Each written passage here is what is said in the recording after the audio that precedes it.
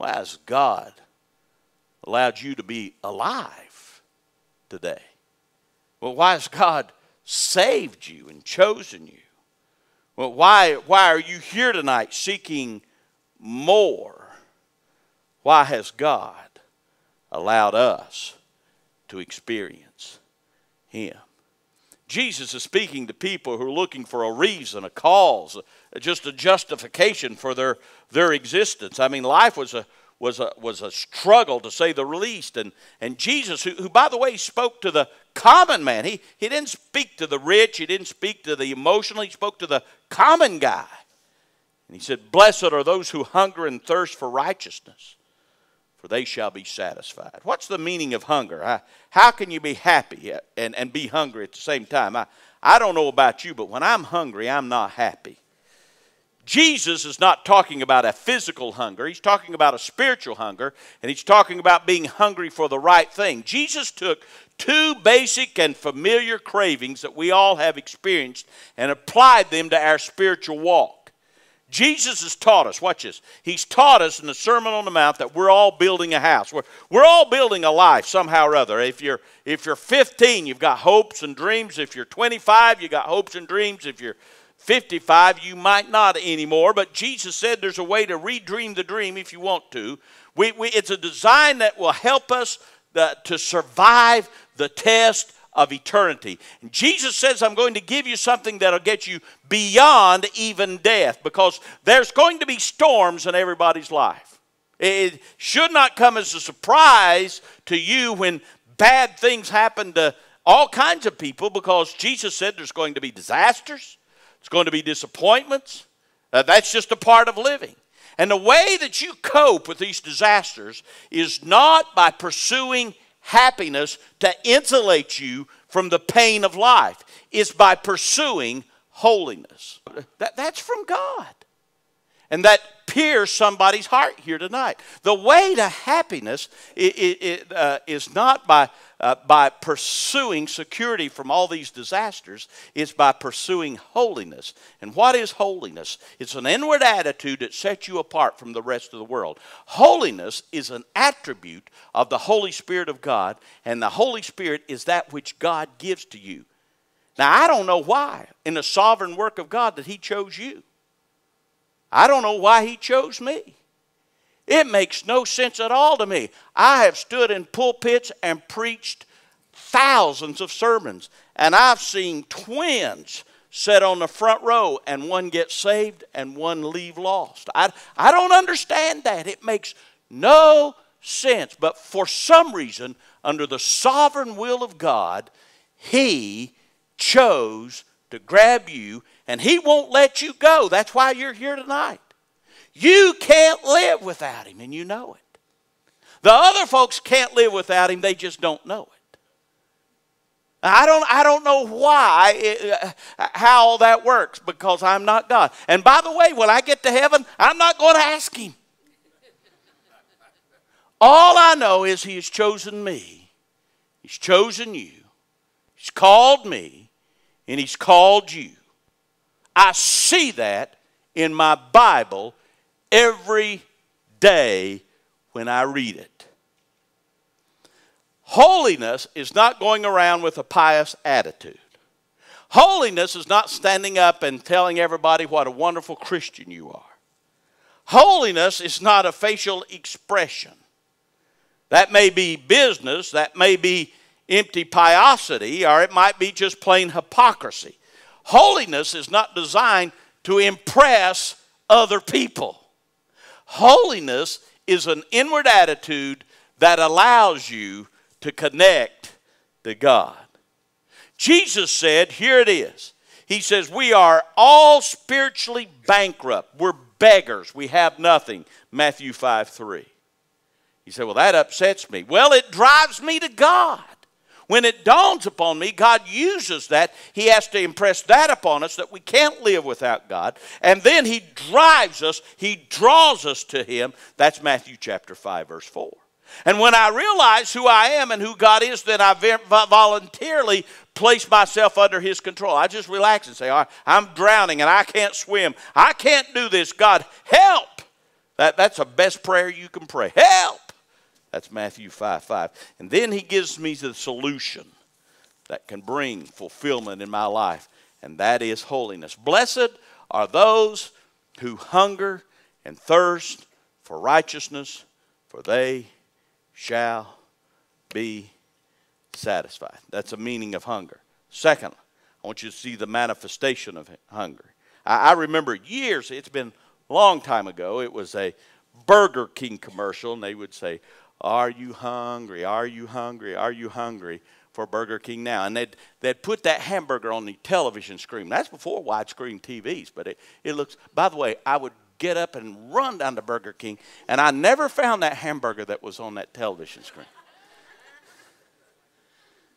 But you know what they do? They create that hunger in you. Are you hungering and thirsting for righteousness?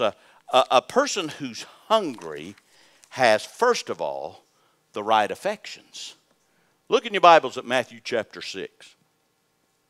Matthew chapter 6, verse 19. Matthew chapter 6, verse 19.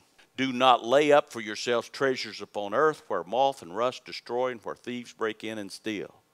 But lay up for yourself treasures in heaven where neither moth nor rust destroy and where thieves do not break in or steal. For where your treasure is, there will your heart be also. I came home the other night. We have one of those alarm systems at our house. And we've had it for 20 years. And I've come in the door for 20 years at least once a day, and sometimes twice a day, and sometimes 3 times a day. And I've disarmed the alarm and come in. You know, when you come in, I don't know about yours, but mine goes beep, beep, beep, beep, beep. And you punch in the code, you know. Well, I came in the other night, and I had all this stuff. I was carrying all this stuff. It wasn't my stuff. I was just carrying all this stuff. And some of it got overbalanced and came on, and I don't know what happened, but it hit that pad. And I went, da-da-da-da-da, beep, beep, beep, beep, da-da-da-da-da, beep, beep, beep, beep. Now, I know that thing's going to go off, so I threw that stuff down the floor. I said, it wasn't my stuff. I went, da-da-da-da-da, beep, beep, beep, beep, beep, and then, wow, wow, wow, wow, wow, wow, wow, wow, wow. Well, pretty soon they call, and they say, Mr. Brown, are you okay? I said, I can't get this thing to stop. They said, well, what's your security code? And I said, I told them, and all that kind of stuff. And they said, well, what you need to do is there's a disarming code. Enter that. I said, okay.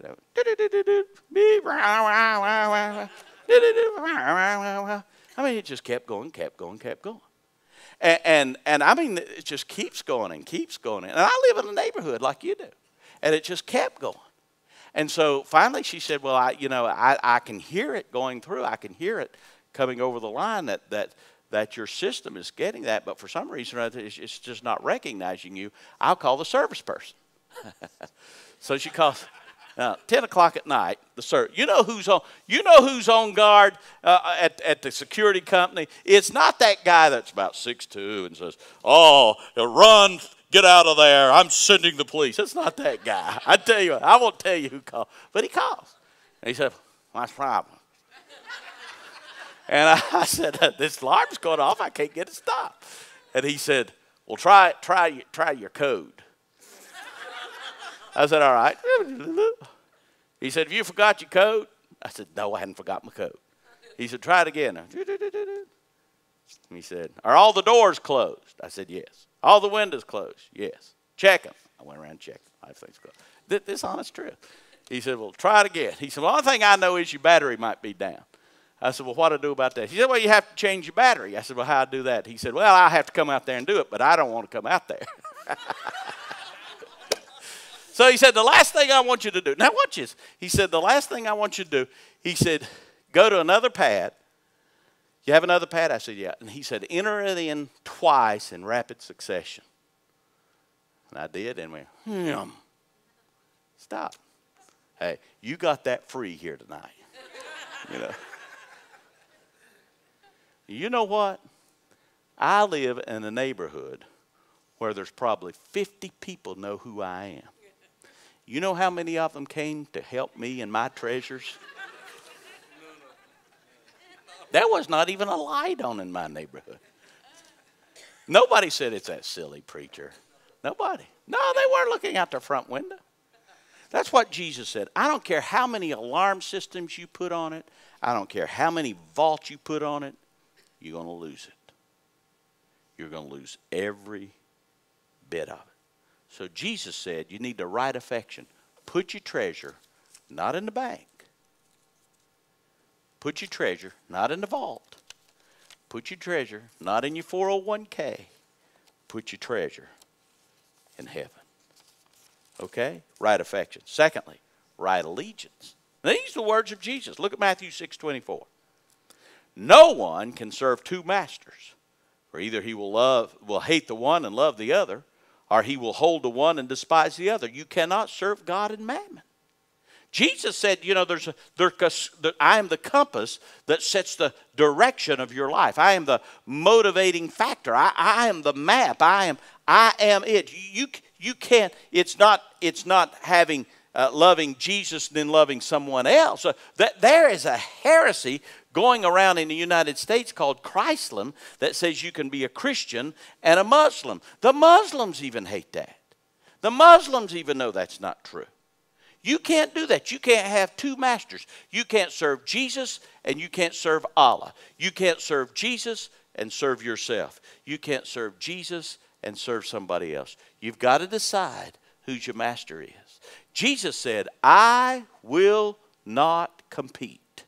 I will either be Lord of all or Lord not at all. So you have the right allegiance. You have the right affection. And you have the right ambition. Jesus is not a priority. Jesus is an obsession. Listen to Matthew 6:33. Seek first his kingdom and his righteousness, and all these things shall be added unto you. I heard a story years ago about Bear Bryant, who was a legendary coach at University of Alabama. And he had this kid that was a hard-working quarterback. They had red-shirted him, and he was a fifth-year senior, and he had never played a down. And it was coming near to the end of the season. It was the last game of the season, and they were playing Auburn, their arch rivals. So Bear wanted to reward him. They had driven down to the goal line, and the score was 17-14. Bear called a timeout. Auburn had used all their timeouts, and they had a first and goal on the Auburn, I think it was 5-yard line. And so he sent this guy in, but before he sent him in, he said, I want you to take the ball, hand it to the halfback. He'll go into the line, and he'll get tackled. And now I want you to get up. I want you to call the same play. He said, nothing fancy. And he said, by the time you run the third play, he said, as a result, the clock will be out. You can say you were the quarterback in the Auburn football game, and you were on the winning team, and you'll have a great memory. But absolutely under no circumstances do anything else. You understand that? He said, yes. Went in, called a play, gave it to the halfback, minimal gain. Second down, same thing. Same result. Third down, this is going to be the last play of the game. He gets the ball, he turns, but out of the corner of his eye, he sees the tight end standing in the end zone. And so he gets this vision of glory. And he rears back and he wants to just toss it to the tight end so he can say that he threw a touchdown. What he didn't see was the All-American defensive back for Auburn saw his eyes, and in desperation darted, caught that pass, and headed in the other direction. There was nobody between him and the goal line. And the quarterback took off. The quarterback would run about a 5-second 40, seriously. And the guy that was a defensive back ran about a 4.5 40. And he was ahead by a good 10 yards. But on the 30-yard line, the quarterback caught him and brought him down. And so after the game, they said, Bear, how in the world can a quarterback like that catch a defensive back like that? Bear says, it's real simple. He said, that defensive back was running for the goal line. He said, my quarterback was running for his life. That's what Jesus is saying here. You're running for your life. This is not a convenience here tonight. This is life unto life and death unto death. And until we start approaching it like that, we will not meet Jesus. I don't care where you go, what you watch, what you read, until Jesus is the right affection, the right allegiance, the right one, the only one, the right priority, you will not find Jesus. And until you do find him, you will not be satisfied. The meaning, the manifestation, and the motivation. Why do we do this? Listen, blessed are those who hunger and thirst for righteousness, for they shall, and here's the word, be satisfied. It means to be fattened, literally. It means to be filled to overflowing. It means to be given more than you actually need. It's the same word used for the lamb for sacrifice, the fatted calf for special occasions. Pretty impressive. It means to be set aside because you're holy and special to God. If you want to be special to God, then God's got to be special to you. If you want to be set aside and be the one and only for God, then God's got to be the one and only for you. You can be very, very special. And the goal is to proclaim the glory of God throughout all the earth. That's what Satan was supposed to do in heaven, and he rejected it because he wanted the glory. For you, God is giving you an opportunity to be the glory of God in all the earth. Man called me, and he was gasping.